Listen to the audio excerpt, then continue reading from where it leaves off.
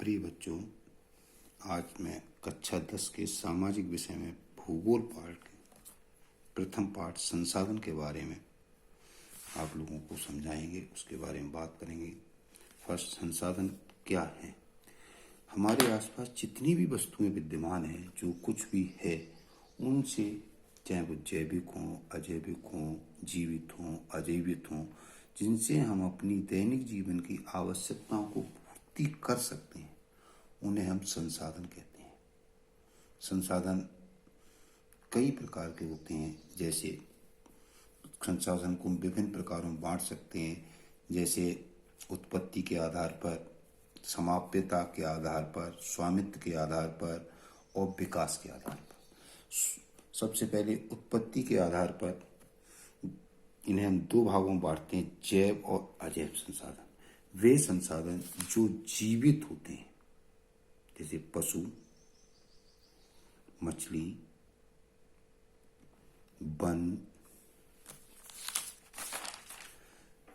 One, ये सभी हमारे जैव संसाधन कहलाते हैं। इनके द्वारा हमारी बहुत सी आवश्यकताएं पूर्ति होती हैं। जैसे पशुओं द्वारा, बैलों द्वारा हम खेती करते हैं, गाय भैंस द्वारा हमें दूध प्राप्त होता है, मछलियां हम भोजन के काम में लेते हैं, तो कुत्ता हमारी सुरक्षा करता है, घोड़ा सवारी के काम आता है, तो ये भी एक हमारे संसाधन है।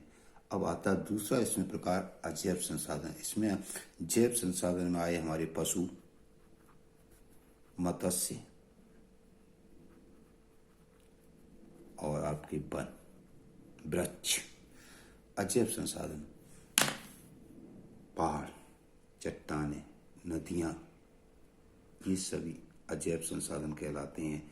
जैसे पहाड़ों से पत्थर प्राप्त होते हैं, जिनसे मकान बना सकते हैं। पहाड़ों से हमें खनिज प्राप्त होते हैं, जिनसे हमारे अन्य काम आए। पहाड़ों से हम सोना, चांदी, लोहा आदि प्राप्त करते हैं, जो खनिज कहलाते हैं। ये हमारे अजैव संसाधन है। जैसे पत्थर, चट्टान, जल। अब दूसरा आता समाप्तता के आधार पर संसाधन। ऐसे संसाधन जो कितने दिन तक चलेंगे, कब तक, जो हमें प्राप्त होते रहेंगे, उन संसाधनों को हम समाप्तता के आधार पर संसाधन कहते हैं। नंबर 1 है नवीकरण संसाधन। वे संसाधन जिन्हें हम बार बार प्रयोग कर सकते हैं, जो कभी समाप्त नहीं होते हैं, ऐसे संसाधनों को नवीकरण संसाधन कहते हैं।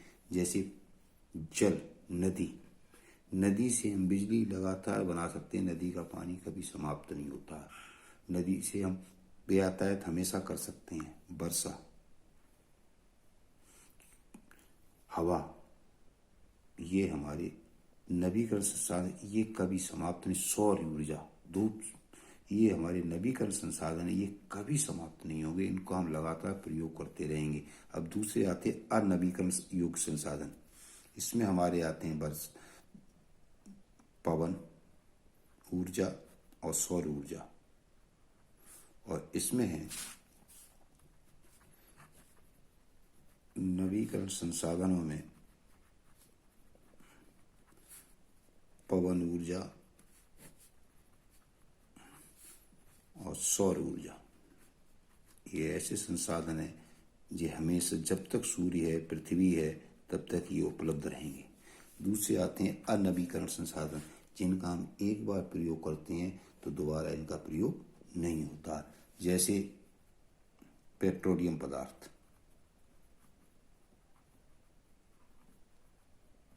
आपने देखा, एक बार पेट्रोल या डीजल डलवा लें, दोबारा वो वस्तु खत्म हो जाती है। इनका हम दोबारा प्रयोग नहीं कर सकते। ये जब तक हैं तब तक चल रहे, एक स्थिति के बाद ये इनका ज़्यादा दोहन करेंगे तो ये समाप्त हो जाएंगे। इसमें भी कुछ संसाधन ऐसे होते हैं जिनका एक बार प्रयोग करने और उनका रिसाइकिल कर सकते हैं। जैसे धातुओं को हम रिसाइकिल कर लेते हैं, दोबारा उनका प्रयोग, कुछ भी बनाए फिर धातु गलाकर हम दूसरी चीज बना लेते हैं। अगला है स्वामित्व के आधार पर। व्यक्तिगत संसाधन, सामुदायिक संसाधन, राष्ट्रीय संसाधन, अंतर्राष्ट्रीय। वे संसाधन जिन पे व्यक्ति विशेष का अधिकार होता है। जैसे आप देखते हैं आपके घर में खेत भी है, भैंस भी है, ये सब आपकी हैं, किसी दूसरे की नहीं हो सकती। सामुदायिक, गांव में देखते हैं या जहाँ भी रहते हैं वहाँ पार्क, खेलने के पार्क होते हैं, तालाब होते हैं गांव में, इनमें पूरे समुदाय विशेष का अधिकार होता है, किसी व्यक्ति विशेष का अधिकार नहीं होता है। कुछ संसाधन राष्ट्रीय संसाधन होते हैं, जैसे पहाड़, पूरे देश की जमीन,